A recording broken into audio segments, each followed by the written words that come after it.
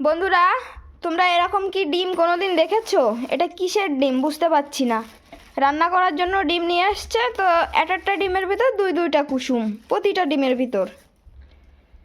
রান্না করার জন্য এই যে সিদ্ধ করেছি, আর আমার ছেলে একটা খেয়েছে। খাওয়ার পরে এই যে দুইটা কুসুম বেরিয়েছে।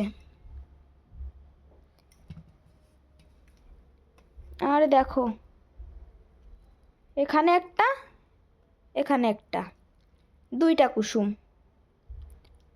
এখানে একটা আর এখানে একটা। এটার ভিতর দেখো, এটা একটা, এটা একটা।